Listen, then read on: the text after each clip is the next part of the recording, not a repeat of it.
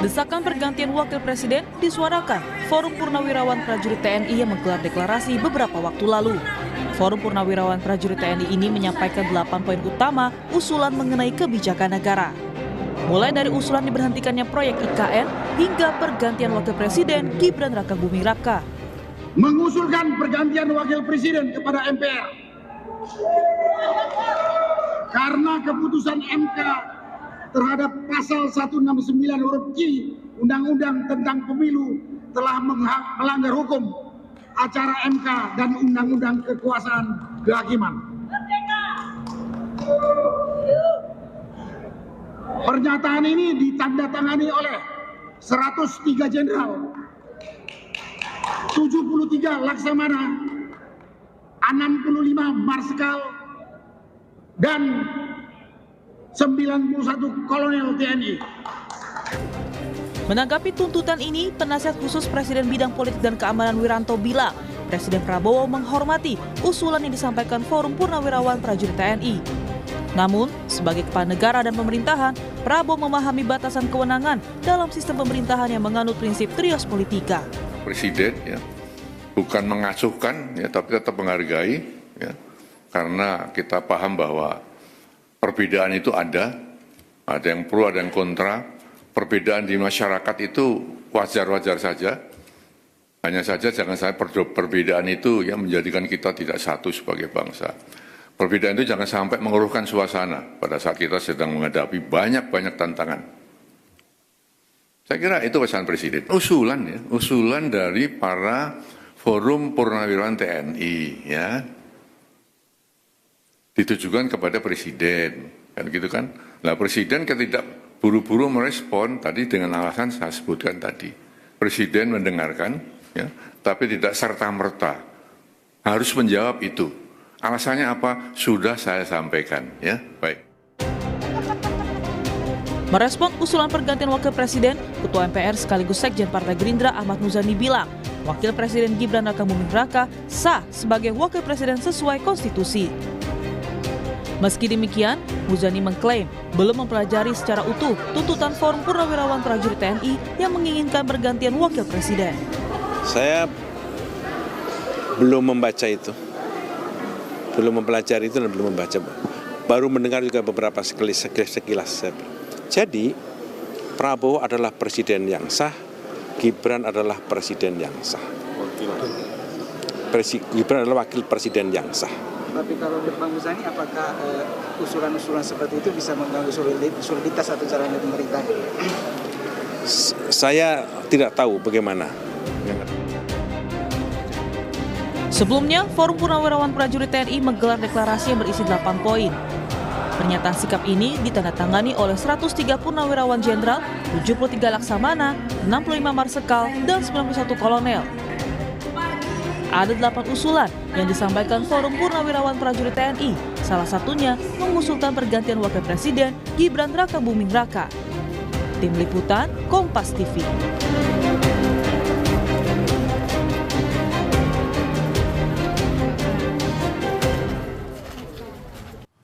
Saudara, Forum Purnawirawan Prajurit TNI mengusulkan 8 poin utama soal kebijakan negara, dan yang paling disorot adalah soal desakan forum ini untuk mengganti Wakil Presiden Gibran Rakabuming Raka kepada MPR. Forum Purnawirawan Prajurit TNI bilang terpilihnya Gibran sebagai Wakil Presiden karena keputusan Mahkamah Konstitusi mengenai Undang-Undang Pemilu telah melanggar hukum. Kemudian bisakah Wakil Presiden diganti melalui MPR? Apa sebenarnya alasan desakan ini muncul? Kita akan bahas bersama dengan sejumlah narasumber yang hadir melalui sambungan daring. Ada Wakil Ketua Umum Partai Golkar Ahmad Doli Kurnia dan Ketua Departemen Hukum Tata Negara Fakultas Hukum UGM Zainal Arifin Mokhtar. Kemudian nanti juga akan bergabung bersama kami. Oke, sudah bergabung Direktur Eksekutif Trias Politika Agung Baskoro. Selamat pagi Bapak-Bapak. Selamat pagi. Selamat pagi. Bang Doli, Mas Bremat. Selamat pagi. Baik, Bang Doli, saya mau ke Anda terlebih dahulu. Bagaimana Anda menanggapi adanya usulan untuk salah satunya menurunkan ataupun istilahnya memakzulkan Wakil Presiden Gibran Rakabuming Raka? Iya, saya kira forum atau pertemuan para penawaran itu kan saya yakin niatnya adalah untuk memberikan masukan yang terbaik kepada Presiden Prabowo dalam rangka supaya memang 5 tahun ke depan ini pemerintahan ini bisa berjalan dengan baik. Itu dulu ya. Saya yakin itu. Nah yang kedua, salah satu poinnya apabila memang diusulkan ya ada pergantian soal apabila gini, kalau memang niatnya seperti itu, kemudian salah satu usulannya adalah pergantian wakil presiden. Nah, saya kira ini yang belum tentu ya caranya seperti itu. Kenapa? Yang pertama, kalau kita menginginkan adanya pergantian wakil presiden, itu kan saya kira juga harus ada ya kita sesuaikan dalam peraturan perundangan kita ya. Sama-sama kita ketahui bahwa pemilihan presiden itu kan diikuti oleh paket-paket pasangan ya, capres dan cawapres. Jadi seorang presiden dan wakil presiden terpilih itu satu paket. Nah kalau kita lihat kalau kemudian ada aturan yang bagaimana caranya menggantikan ya, ini kita bicara tentang aturan dulu ini. Itu juga saya kira kan juga tidak mudah ya. Setahu saya misalnya kalau ada pergantian presiden dan wakil presiden atau wakil presiden itu kan apabila ya mereka berhalangan tetap gitu ya, apa namanya melanggar konstitusi, ya berhalangan tetap itu meninggal, pangkat, kemudian terjerat masalah hukum dan seterusnya seperti itu.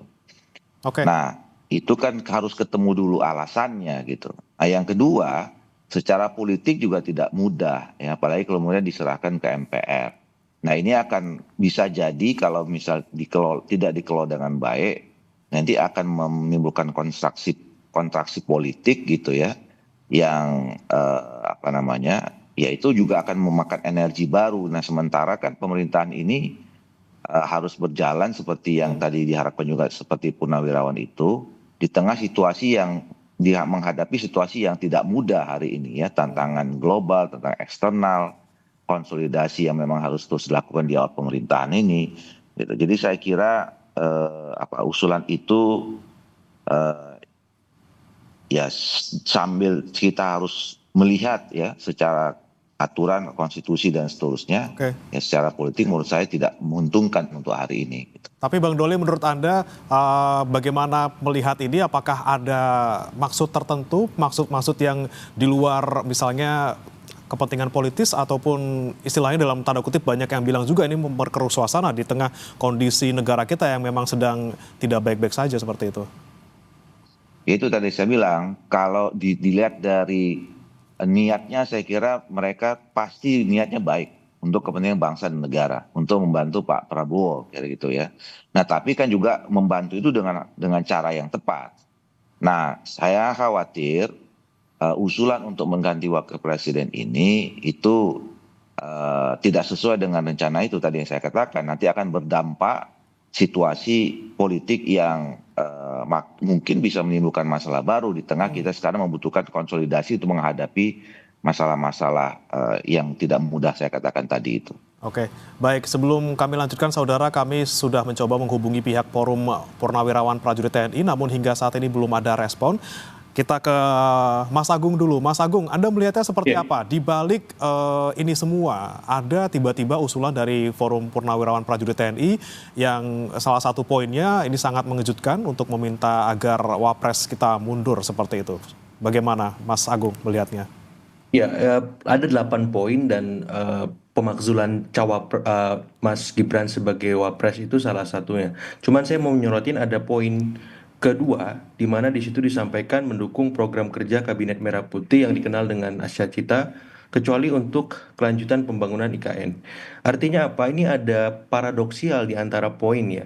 Jadi poin kedua mendukung Kabinet Merah Putih, tapi poin ke-8 ingin ya dalam tanda petik memakzulkan Mas Gibran. Jadi saya kira ini perlu dikaji, walaupun tadi ya tidak ada urgensi yang mendesak untuk memakzulkan Mas Gibran karena selama 6 bulan ini tidak ada pelanggaran konstitusional menurut kacamata saya sebagai analis politik seperti itu. Itu yang pertama.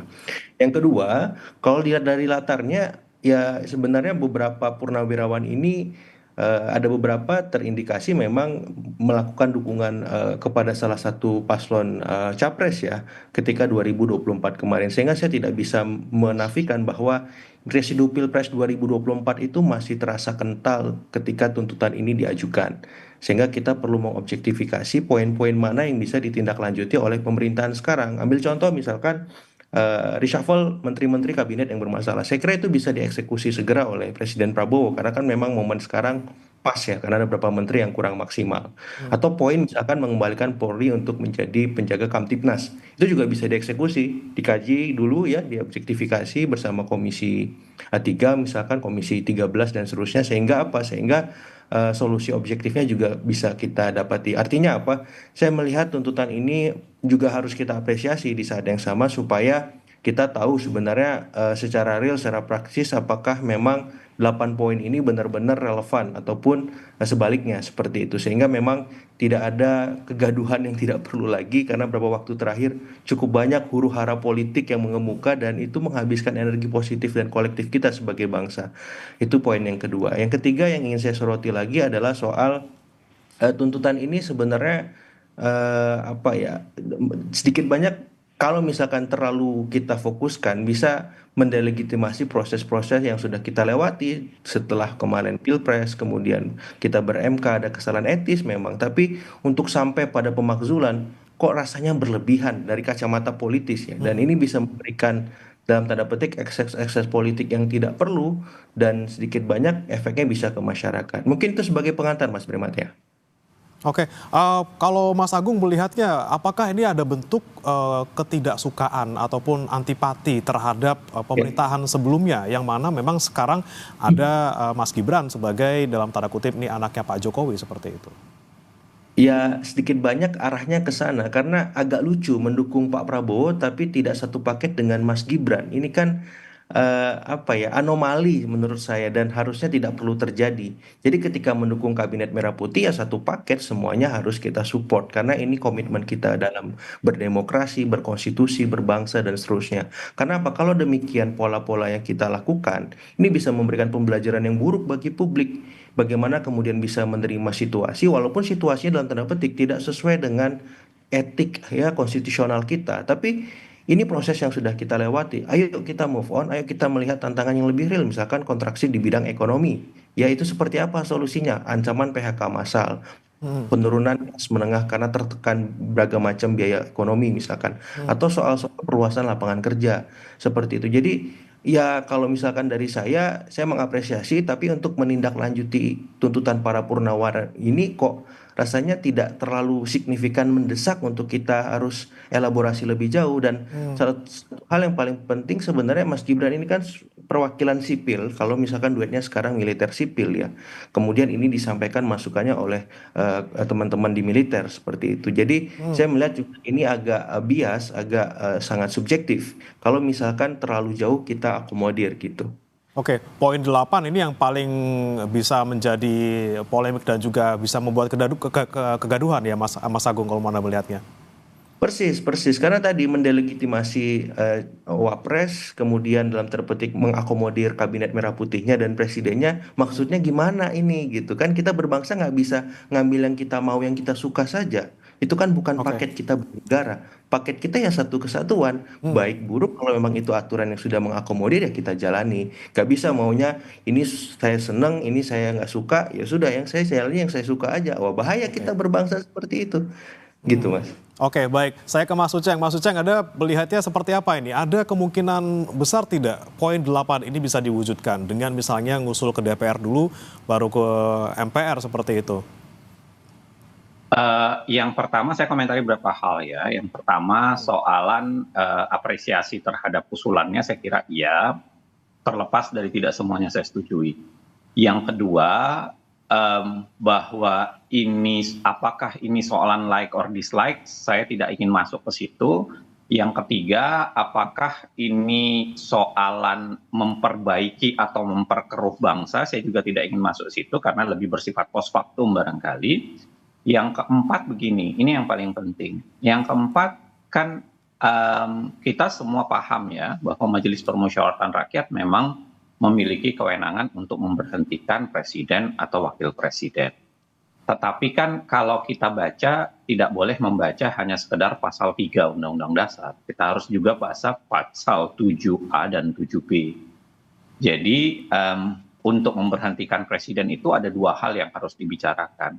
Yang pertama adalah syaratnya, kenapa dia diberhentikan, dan yang kedua adalah tata caranya atau mekanisme penegakannya.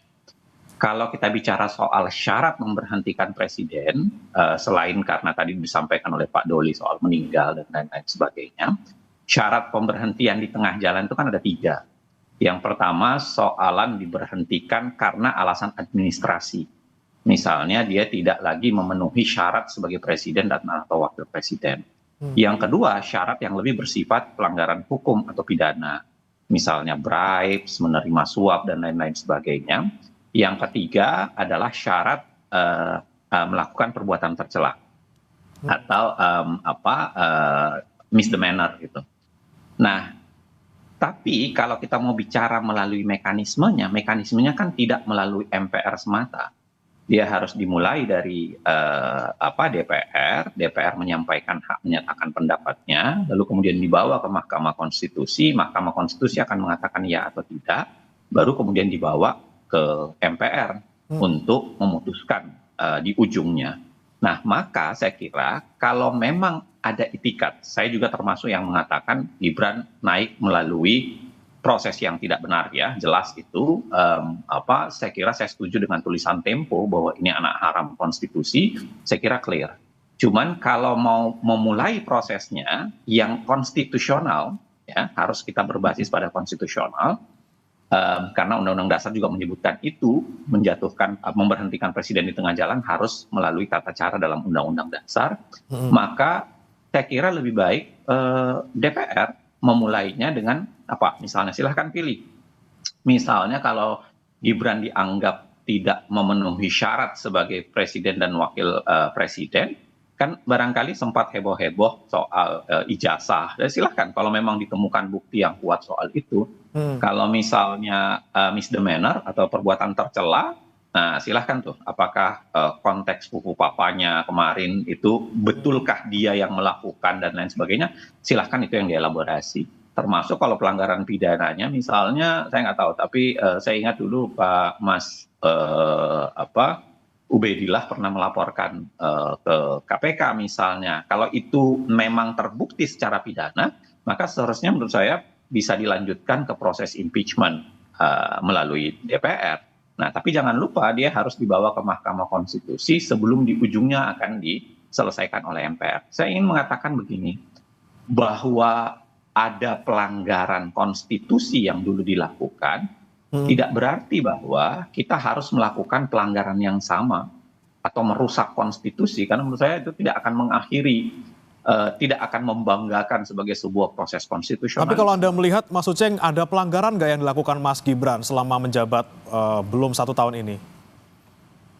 Kalau pelanggaran dalam 1 tahun ini kan kita pasti membutuhkan sesuatu yang lebih bersifat data yang jelas dan lengkap. Saya kira kalau apa yang pernah dilakukan dan sangat mungkin dimasukkan dalam impeachment articles, ya itu yang 3 saya sebutkan tadi. Misalnya perbuatan tercela, ya silahkan ya. Apakah nanti perdebatannya begini? Apakah impeachment itu harus ketika dia menjabat, dia melakukan kesalahan baru bisa dijatuhkan? Saya kira itu perdebatan yang berbeda. Kita ingat Wapres Budiono itu dimulai hak menyatakan pendapatnya ketika tahun 2009, itu malah ketika dia bukan menjadi Wapres, dia menjadi Gubernur Bank Indonesia kala itu. Dia melakukan kesalahan, dituduh ya, melakukan kesalahan dalam kasus Bank Senturi, bukan ketika menjadi Wapres. Artinya apakah pelanggarannya itu harus dalam masa jabatannya, ataukah pelanggarannya dilakukan ya sebagai alasan untuk impeachment articles, itu satu perbedaan perdebatan tersendiri. Tapi menurut saya paling mula yang harus dilakukan adalah jangan merusak konstitusinya. Silahkan melalui proses yang di pasal 3 ayat 3 Undang-Undang Dasar mengatakan kalau mau memberhentikan presiden dan wakil presiden, MPR akan melakukannya sepanjang itu disesuaikan dengan proses yang ada dalam Undang-Undang Dasar. Oke. Maka pasal 7A dan 7B itu harus dibaca dalam konteks yang sama dengan pasal 3. Oke, saya ke Bang Doli. Bang Doli, ini kan mulainya dari DPR terkait dengan usulan misalnya ingin mencopot wakil presiden. Sejauh ini bagaimana dari DPR menanggapinya? Mungkin dari Bang Doli sendiri seperti apa? Iya, saya kira saya mau meng-underline dulu ya bahwa kalaupun kita punya pandangan yang terhadap sesuatu yang inkonstitusional, maka kemudian kita harus menyelesaikannya tidak dengan cara inkonstitusional, tapi dengan cara yang konstitusional. Itu yang saya kira prinsip yang harus kita pegang dulu. Nah yang kedua, kalau kemudian tadi kita melihat seperti yang dijelaskan oleh Prof. Zainal ya, di Undang-Undang Dasar kita itu punya alasan, punya syarat, punya cara yang saya kira itu panjang prosesnya gitu ya. Nah kalau kemudian diserahkan kepada DPR, itu yang saya tadi katakan, kita saat ini sedang berkonsentrasi membantu pemerintah untuk bagaimana supaya menghadapi situasi yang tidak mudah ini. Nah kalau kemudian nanti kita menambah energi kita ya untuk hal yang tadi misalnya harus dibuktikan dulu apakah dia selama ini punya cacat administratif misalnya atau melanggar konstitusi atau kemudian dianggap tidak cakap, itu kan juga memerlukan waktu dan energi untuk membuktikan itu ya. Nah terus kemudian nanti masuk lagi ke Mahkamah Konstitusi, jadi prosesnya pun cukup panjang dan membutuhkan energi yang cukup besar.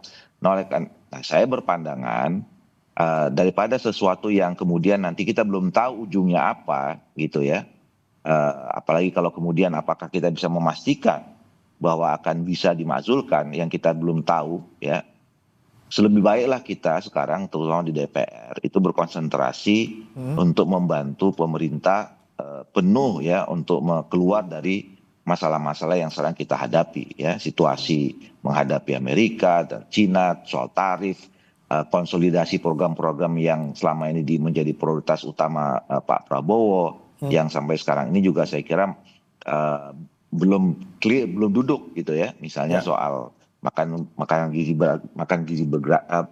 bergizi gratis gitu ya. Walaupun program itu baru kan, tapi sekarang ada hal-hal secara teknis yang kemudian membuat masalah baru ya. Nah itu kan juga memerlukan konsentrasi teman-teman DPR untuk membantu menyelesaikan itu gitu. Oke, apa ini artinya Bang Doli DPR menutup untuk misalnya peluang dari Purnawirawan TNI untuk maju ke DPR mengusulkan dan usulannya tidak akan dilanjutkan seperti itu? Ya kalau di DPR sendiri kan ada mekanisme, kalau kemudian ada anggota masyarakat yang menyampaikan aspirasi, tentu kita tidak boleh menolaknya atau tidak meresponsnya gitu. Nah tapi kemudian kan nanti akan ada mekanisme internal ya, dibahas dulu di pimpinan, kemudian diserahkan, dibahas di Bamus, diserahkan ke siapa gitu loh. Tetapi kalau kemudian kita pagi-pagi mengatakan akan merespon dan kemudian menindaklanjuti dengan proses konstitusional yang tadi disampaikan itu, menurut saya ya masih belum perlu. Oke, baik, saya kembali ke Mas Uceng. Mas Uceng, terkait dengan kondisi kita yang sedang seperti ini, kemudian dengan tadi mekanisme yang sangat panjang dari mulai DPR, kemudian ke MK, ke MPR, seperti apa Anda melihat peluangnya? Apakah bisa besar peluang untuk menggantikan Wapres kita dengan usulan Purnawirawan TNI? Saya kira ada dua hal yang harus saya garis bawahi ya. Yang pertama, tentu saja kalau kita mau melakukan perubahan, saya kira ada yang harus diubah. Ya, itu tentu saja adalah kebodohan kalau kita mau melakukan perubahan, tapi kita tidak melakukan apa-apa. Yang kedua, saya ingin mengatakan tidak serta-merta bahwa karena kita punya program mendukung pemerintah, maka suatu struktur pemerintahan itu tidak boleh bersifat berlawanan dengan dia. Dan saya kira begini, DPR itu tidak bisa dianggap sebagai sebuah konsep yang lebih monolitik gitu. Artinya sangat mungkin sebenarnya ya silahkan ada pihak di DPR yang barangkali bersedia membantu proses jalannya pemerintahan karena dia bagian dari koalisi pemerintahan. Tetapi jangan salahkan juga ketika ada usulan, ada keinginan untuk mendorong ke arah sana. Karena itu adalah bagian dari aspirasi, bisa jadi aspirasi politik di internal DPR, maupun bisa jadi itu adalah aspirasi masyarakat di tingkat eksternal DPR.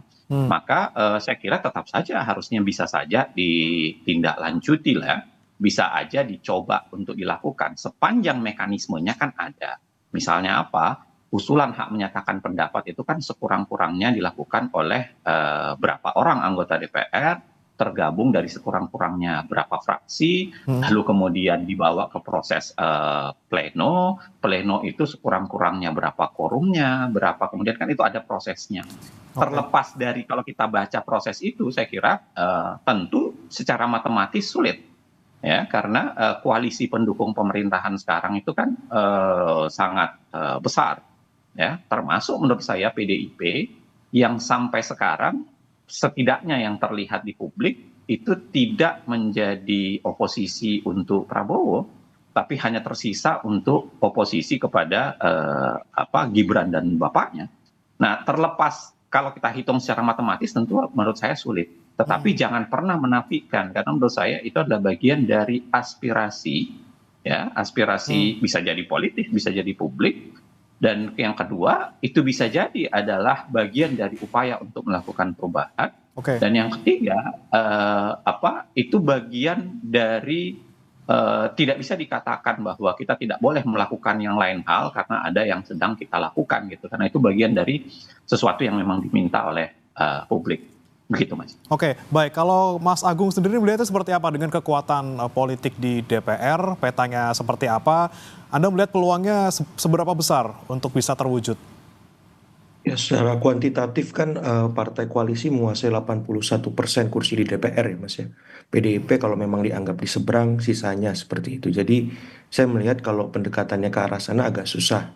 Ya, yang kedua secara kualitatif memang diskusi ini akan terus berlanjut ya. Karena apa? Karena ada ekosistem Pilpres 2029 yang mengitari perdebatan ini semua dan itu sudah dipanaskan dengan Gerindra mencapreskan Pak Prabowo lagi, kemudian Pak Julhas mencapreskan Pak Prabowo lagi, tapi perdebatan soal cawapres siapa pendamping Pak Prabowo itu masih diendapkan.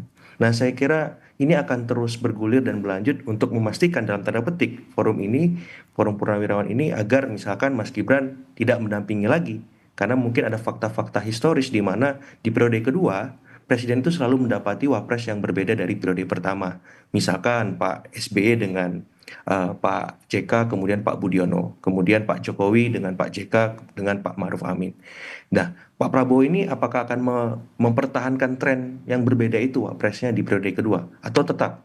Itu yang kedua. Yang ketiga yang ingin saya lihat, ya ada perdebatan soal kapasitas yang mendominasi ketika kita bicara Mas Gibran hari ini di tengah-tengah publik ketika kemarin beliau melampirkan video YouTube monolognya dengan dislike ratusan ribu orang itu. Nah, saya kira persoalan soal kapasitas, kualitas dan seterusnya ini perbedaan lain yang itu di luar konstitusi. Kalau memang arahnya ke sana ya sudah kita kawal, kita kuatkan, kita kritik kinerjanya, kita kritik recordnya.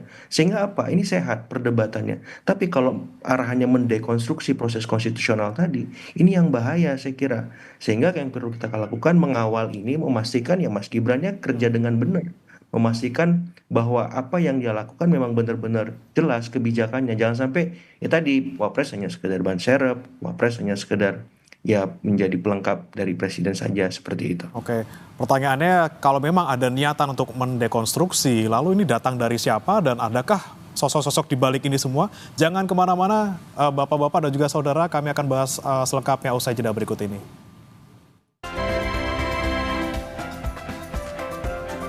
Kembali di Sapa Indonesia Pagi, Saudara. Ketua Umum Partai Solidaritas Indonesia Kaisang Pangarep merespons usulan penggantian wakil presiden yang disuarakan sejumlah purnawirawan TNI. Ketua Umum PSI Kaisang Pangarep memberikan tanggapannya terkait mencuatnya usulan pergantian wakil presiden yang tertuang dalam 8 poin tuntutan yang disuarakan oleh Forum Purnawirawan Prajurit TNI. Putra bungsu ke-7 Presiden Jokowi, putra bungsu Presiden ke-7 Joko Widodo yang juga adik dari Wakil Presiden Gibran Rakabuming Raka ini pun menegaskan bahwa Presiden dan Wakil Presiden yang terpilih sudah sesuai dengan konstitusi dipilih langsung oleh rakyat.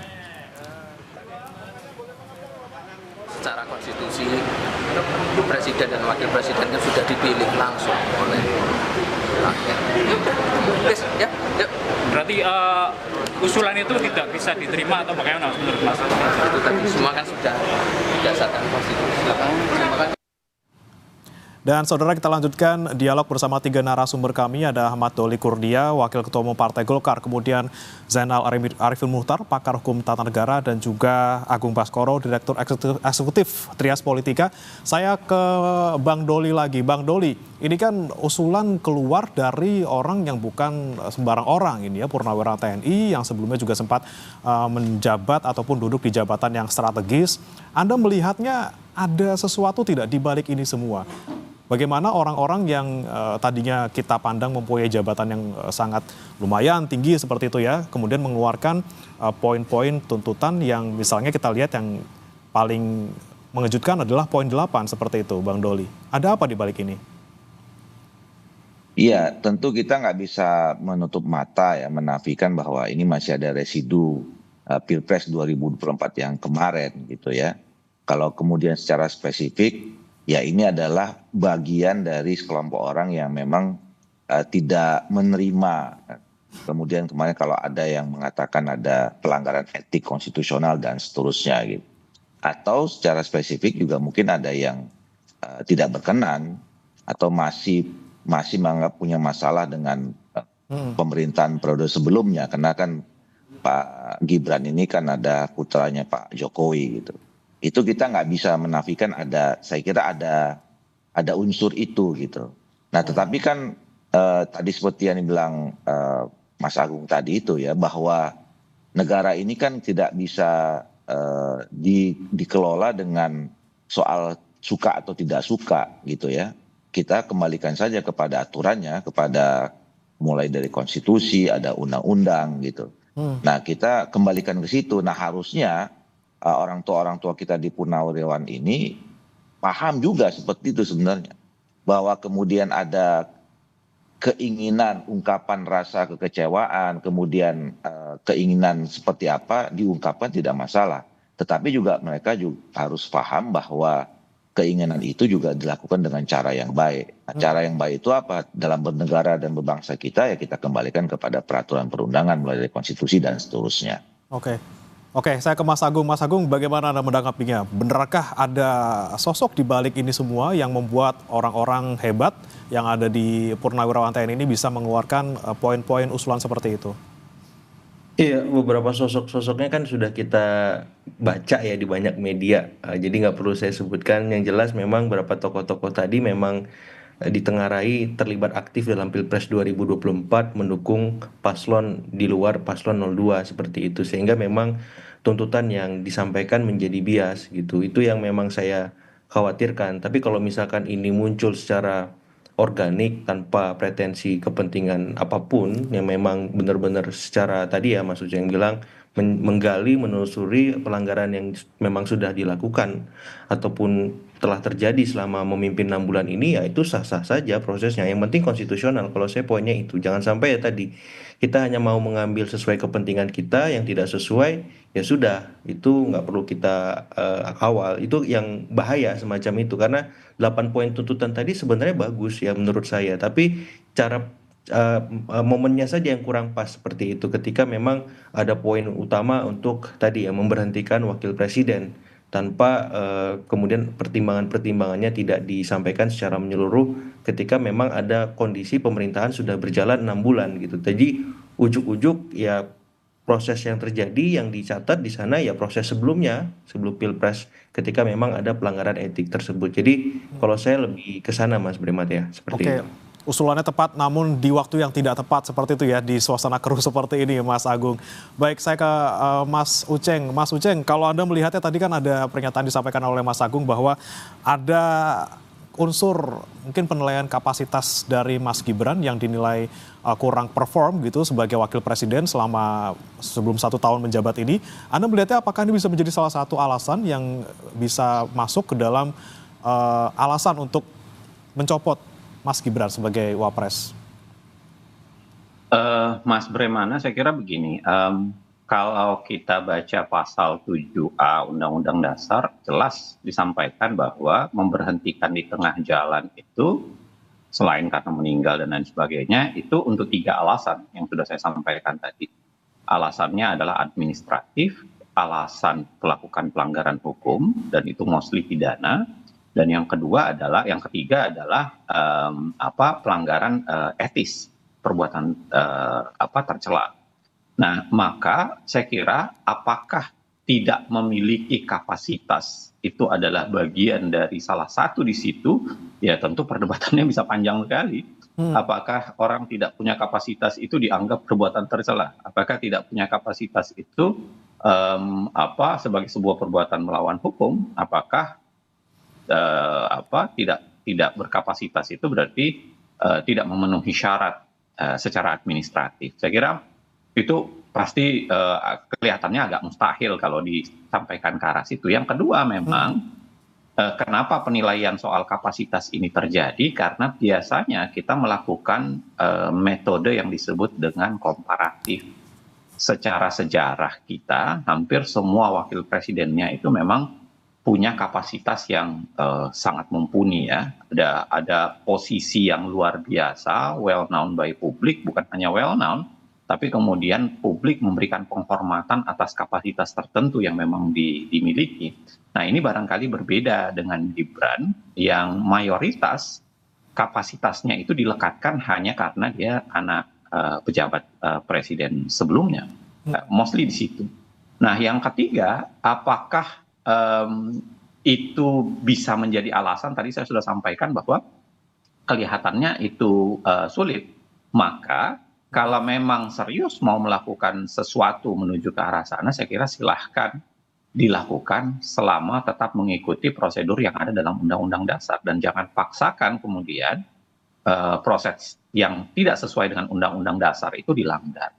Yang terkhusus begini Mas Bremana, saya mau bilang bahwa saya termasuk orang yang mengatakan tidak karena siapa yang mengatakan, lalu kemudian kita menilai berdasarkan background-nya orang yang mengatakan itu. Saya sedikit agak menolak itu. Misalnya kalau Mas Doli dianggap sebagai partai pendukung pemerintahan, karena dari partai Golkar misalnya, kan tidak serta-merta kita bisa kalahkan, Mas Doli tidak boleh didengar perkataannya karena dia bagian dari pendukung pemerintahan gitu. Atau misalnya Mas Agung misalnya pernah tidak tahu ya, pernah saya wallahu alam apakah pernah membantu riset yang dimintakan oleh tim pemenang partai tertentu lalu kemudian dianggap tidak netral. Saya tidak begitu logika berpikirnya. Yang harus diperhatikan betul adalah apa yang disampaikan lalu kemudian kualitas yang disampaikan.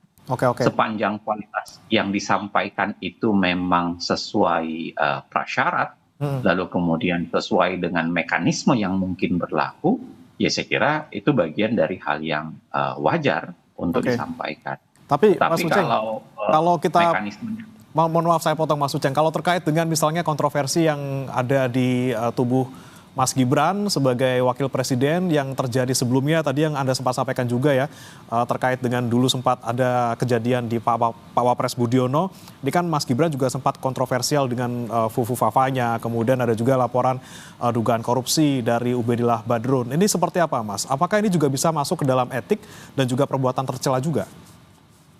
Saya kira tadi sudah saya sampaikan ya, karena 3 alasan impeachment itu, satu, perbuatan tercela saya kira ya dalam kasus Fufu Fafa itu jelas ya kata-kata yang disampaikan itu menurut saya tercela, merendahkan perempuan dan lain sebagainya. Pertanyaannya adalah apakah benar itu dilakukan oleh Gibran atau bukan. Nah silahkan proses itu yang dikejar, dibuktikan apakah Fufu Fafa itu memang ekuivalen atau memang sama dengan disampaikan oleh Gibran. Sama persis dengan yang disampaikan oleh Ubaidillah Badrun, teman-teman Mas Ubaidillah ketika mengatakan ada proses koruptif, ada dana yang mengalir kelihatannya karena diuntungkan dari bapaknya kepada siapa. Nah, silahkan itu dibawa melalui sebuah proses untuk membuktikan siapa diuntungkan siapa dan bagaimana proses, apakah itu memang proses pidana sehingga impeachment articles alasan soal pemberhentian presiden karena perbuatan melanggar pidana itu dilakukan. Termasuk misalnya yang belakangan sempat ada yang meragukan ijazah dan lain-lain sebagainya. Ya silahkan, sepanjang itu memang bisa dibuktikan. Betul ijazahnya problem, karena ada juga yang meragukan soal ijazahnya. Bukan sekedar ijazahnya Pak Jokowi ya, tapi ada juga yang meragukan. Saya kira silahkan, itu bagian dari upaya yang harus dibuktikan. Tapi tanpa pembuktian itu, tiba-tiba ujuk-ujuk melompat kepada kesimpulan bahwa terjadi impeachment harus dilakukan, menurut saya tentu saja itu adalah tindakan yang inkonstitusional. Oke, Bang Doli, gimana kalau misalnya ada pembuktian ataupun bukti-bukti yang disampaikan oleh Purnawirawan TNI terkait dengan usulan-usulan tersebut, apakah memang DPR juga akan merangkumnya ataupun bisa mengusulkannya juga, ataupun dibahas nanti? Iya, sekali lagi saya mengatakan kita kembali saja kepada konstitusi dan kemudian peraturan perundangan yang berlaku. Nah, kalau kemudian katakanlah tuduhan-tuduhan yang selama diberikan itu berproses dan kemudian dapat dibuktikan, itu kan menjadi sebuah fakta yang nggak bisa ditolak kalau memang bisa dibuktikan. Nah, kalau sudah menjadi fakta, sekali lagi DPR saya kira tidak punya kewenangan untuk menolak atau memilah-milah mana yang bisa diterima, mana yang bisa tidak, laporan atau aspirasi dari masyarakat, kelompok masyarakat manapun, apakah dia purnawirawan, jangankan purnawirawan ya, masyarakat kecil saja kalau datang ke DPR itu nggak boleh kita tolak hak konstitusinya gitu. Nah, kalau kemudian tadi sekali lagi saya katakan sudah menjadi sebuah fakta dan itu disampaikan, ya mau tidak mau atau suka atau tidak suka, ya harus diproses kalau memang itu bisa dibuktikan. Gitu. Oke, baik. Mas Agung, saya mau ke Anda Mas Agung. Melihat respon dari Pak Prabowo lewat Pak Wiranto ini terkait dengan usulan-usulan ini, Anda melihatnya seperti apa? Pak Prabowo bilang ya menghormati seperti itu ya terkait dengan usulan Purnawirawan TNI ini. Tapi seperti apa kalau menurut Mas Agung sendiri? Iya, saya kira memang itu pakemnya Presiden Prabowo ya, merangkul semua, mendengarkan semua, tapi untuk ditindaklanjuti saya kira memang tunggu dulu seperti itu. Karena memang dari Pak Wiranto jelas pesannya dikaji, dipertimbangkan, dan kita coba pelajari seperti itu. Jadi respon normatif yang saya kira ya memang sudah pas, sudah pada porsinya seperti itu. Tapi yang jelas, yang kedua yang paling saya ingin soroti sebenarnya ini ada arahan untuk dalam tanda petik ya mengalienasi ya keluarga Solo dalam pentas politik kita, dan dalam beberapa waktu terakhir itu cukup kencang terjadi karena memang kita tahu ya beragam masalah mengemuka dan terus ya terjadi menjerat dalam tanda petik kepentingan keluarga Solo. Dan sebenarnya nggak ada masalah kalau memang tadi sudah bisa dibuktikan secara solid, secara kokoh gitu. Tapi yang jadi soal ketika benturan-benturan yang diberikan itu memang tanpa dasar yang kuat, tiba-tiba jumping conclusion gitu, kesimpulannya melompat, tiba-tiba harus turun, tiba-tiba salah, tiba-tiba dia nggak bener. Nah, itu yang bahaya. Kita nggak ngajak publik untuk berpikir secara runut, sistematis dan terukur bahwa ya penyebabnya ini, argumentasinya itu, rasionalisasinya demikian. Itu yang paling utama ketika nanti misalkan Forum Purnawirawan mengajukan beragam macam misalkan tuntutan, poin-poin gugatan yang memang disertai rasionalisasi yang jelas, disertai ya ukuran-ukuran yang terukur, yang teratur, bukti-bukti solid, ya saksi yang kokoh yang bisa ditindaklanjuti ke semua lini, apa DPR, apa MK, apa polisian dan seterusnya. Karena kita harus mengajarkan publik kita tertib berpikir, tertib berdemokrasi. Karena kalau enggak tatanan ini akan terus kacau Mas Budiman ya, dan saya berharap ini kita kawal bersama-sama lah. Kalau memang ada kurang-kurangnya kita sempurnakan, kalau ada yang belum baik kita perbaiki, tapi dengan proses-proses yang konstitusional, proses-proses yang memang terukur ya, proses-proses yang teruji sehingga semua dapat mengikuti ini dengan optimal sebagai warga negara seperti itu. Baik. Saya terakhir ini untuk Bang Doli terkait dengan usulan dari Purnawirawan TNI ini. Sebenarnya seharusnya seperti apa disampaikan oleh mereka, dan secara umum bagaimana kemudian Bang Doli melihat usulan ini kemudian ke depannya bisa diwujudkan ataupun diproses? Iya, saya kira secara umum dari 8 poin itu kita harus memberikan